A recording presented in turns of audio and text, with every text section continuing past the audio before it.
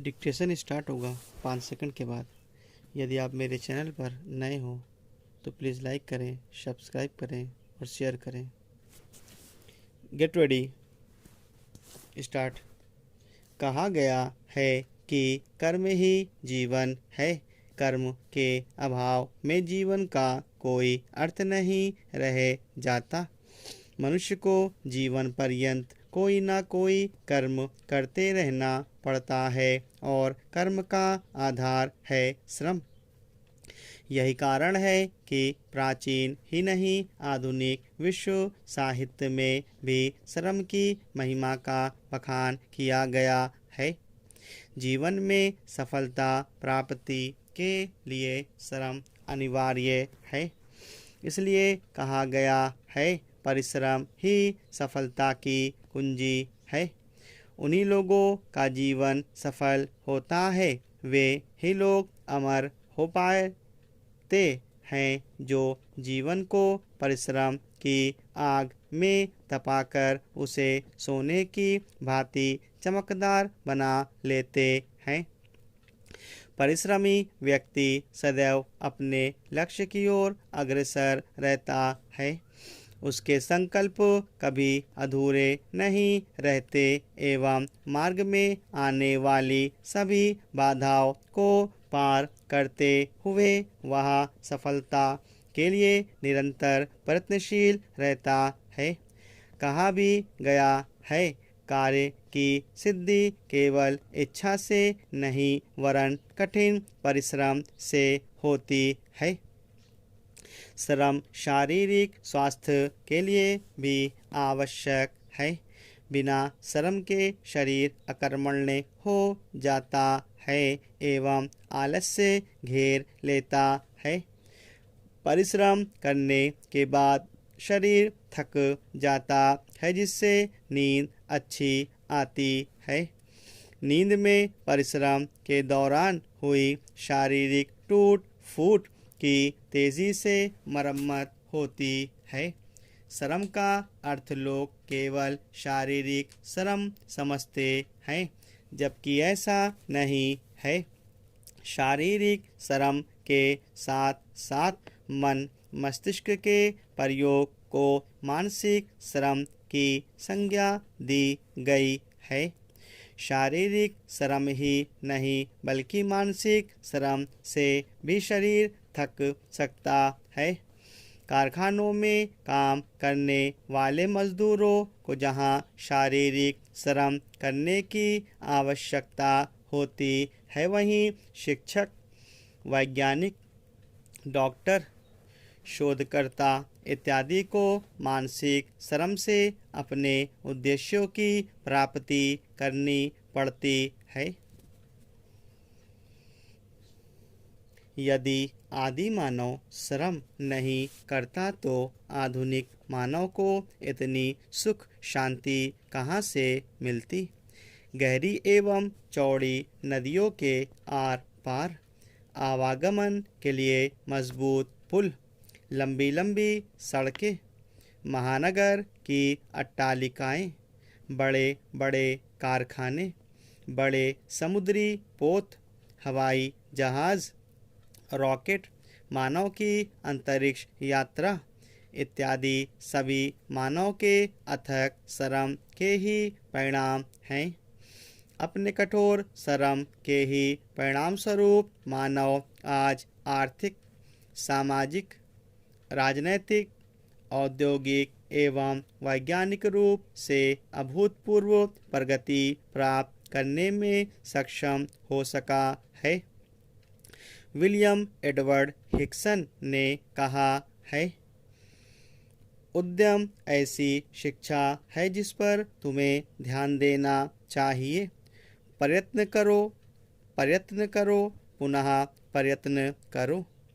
यदि पहली बार तुम सफल नहीं होते तो प्रयत्न करो, पुनः प्रयत्न करो। प्रायः देखा जाता है कि असफलता मिलने के बाद लोग आगे सफलता के लिए प्रयास करना बंद कर देते है, किंतु सफलता उन्हें मिलती है जो निरंतर प्रयासरत रहते हैं। आलसी एवं अकर्मण्य व्यक्ति जीवन के किसी भी क्षेत्र में सफलता प्राप्त नहीं कर पाता। वह निरा पशु के समान अपना जीवन व्यतीत कर इस संसार से विदा हो जाता है। जीवन गति का नाम है। जहाँ गति है वहाँ जीवन है। जहाँ जड़ता है वहाँ मृत्यु, अर्थात जीवित रहते हुए भी यदि कोई बिना श्रम किए निष्क्रिय होकर अपना जीवन व्यतीत करता है तो उस व्यक्ति को मानव के स्थान पर मानव रूपी पशु ही कहना बेहतर होगा। जिस प्रकार एक स्थान पर ठहरा हुआ जल बहुत समय तक स्वच्छ और निर्मल नहीं रह सकता और वह दुर्गंध युक्त हो जाता है, उसी प्रकार श्रम के बिना मनुष्य का जीवन व्यर्थ हो जाता है। अकर्मण्यता शरीर को आलसी एवं बेकार बना देती है।